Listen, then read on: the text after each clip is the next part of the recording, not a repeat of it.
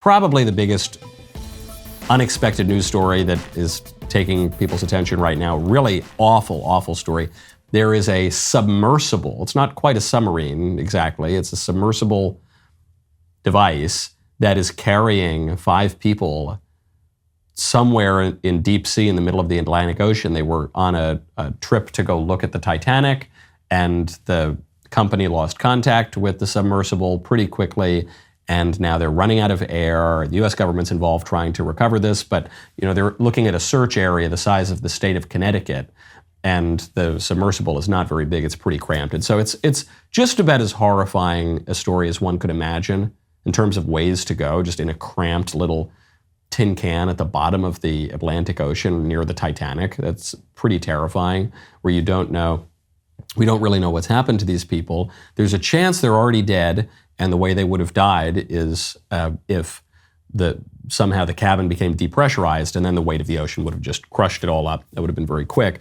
Or they could just be waiting somewhere waiting for the oxygen to run out, which apparently is going to happen, or may have already happened by 5 a.m.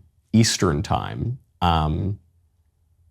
Or it might take months and months to find this submersible, or we might never find the submersible.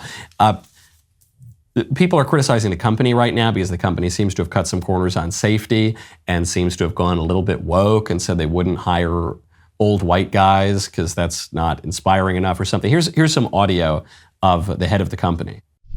When I started the business, one of the things you'll find, there are other sub-operators out there, but they typically have gentlemen who are ex-military submariners, and you'll see a whole bunch of 50-year-old white guys.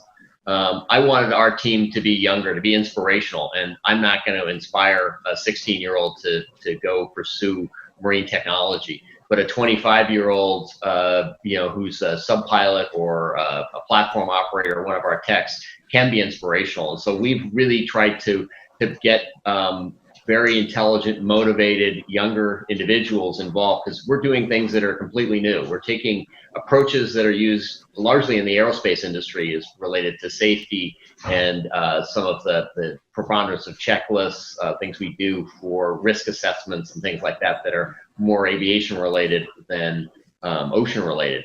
And we can train people to do that. We can train someone to pilot the sub. We use a game controller, so anybody can drive the sub.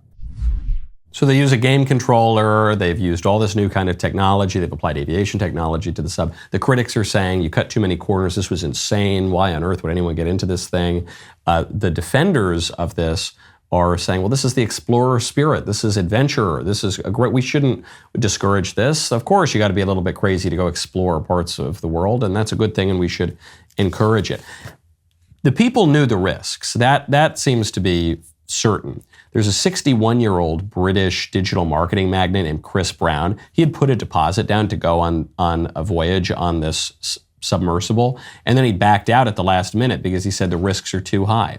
He said, the risks were too high in this instance, even though I'm not one to shy away from risk. And he was buddies with a billionaire, Hamish Harding, who is down there in the submersible. And Harding said, okay, well, I'm willing to accept the risk. There's a teenager also with his father. That's especially sad. But people at least knew this was a risky thing, and they decided to do it anyway.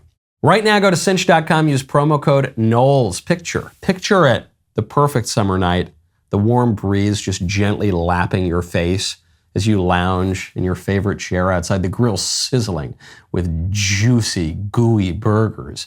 The aroma of the food, it's irresistible. Boy, I need a hot shower after this. Or a cold shower, I guess. Well, now imagine what this perfect summer night would look like if you went to turn on the grill and your propane tank were empty.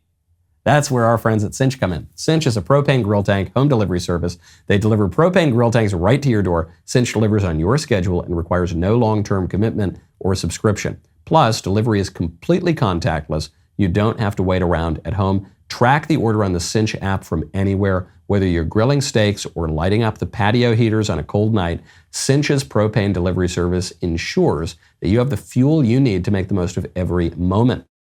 Go to cinch.com or or download the Cinch app to order. New customers can get their first tank exchanges for just $10 with promo code Knowles. That's cinch.com, or download the Cinch app.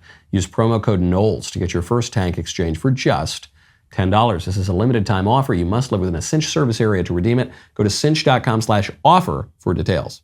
Right now, text Knowles to 989898. Congress once again allowed itself to be pushed into appeasing the administration and raising the debt ceiling for the 79th time, paving the way for continued reckless spending and further devaluation of the dollar. As our national debt continues to skyrocket, how are you protecting your savings? Times like these are a great reminder to diversify a portion of your savings into gold. And you can do that with the help of Birch Gold. Birch Gold will help you convert an existing IRA or 401k into an IRA in gold. You don't pay a penny out of pocket. When currencies fail, gold is a safe haven. How much more time does the dollar have? Protect your savings with gold. Birch Gold has an A+ rating with the Better Business Bureau. Thousands of happy customers. Text Knowles, KNWLES, to 989898. Get your free info kit on gold. Text Knowles, KNWLES, to 989898. I am not on either side of the internet debate over the wisdom or idiocy of getting in this sub. Some are defending the adventure spirit, some are criticizing the recklessness. I think that prudence is called for here. I don't think that the proper response to this is either condemnation or valorization of what they're doing. I think the proper, and some people are making jokes about it and posting memes, and it's really sad. I mean, these are human beings who are either dead or could very soon die. I think the proper response is prayer for the people, and also prayer for the wisdom to make these kinds of judgments. I am not of the opinion that it's always a great and wonderful thing to go climb Mount Everest.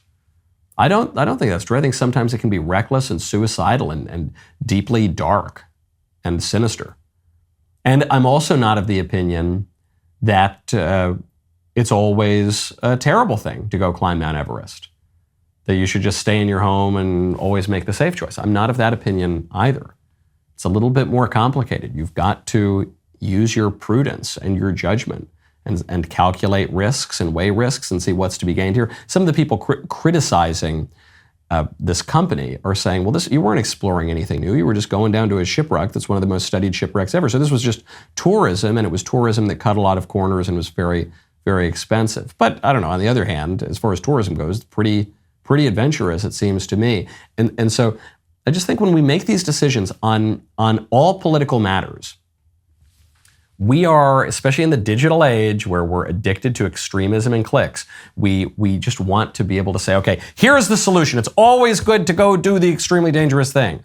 Or no, this is never good, this is dumb, and this is stupid, and we should mock these people, and I know a lot more about submarines than this company does. But that isn't the case. You see it on speech. They'll say, we need absolute free speech. Or some people say, no, we need to strongly censor the conservatives. What if there is a moderate middle ground that takes into account all of these kinds of ideas and then exercises prudence? Moderation is a virtue. I consider myself very moderate. I know the libs think that I'm to the right of Genghis Khan, but I'm a very moderate person, you know. What a great video that was, huh? Make sure you subscribe to the Michael Knowles YouTube channel, ring that bell. We'll see you next time.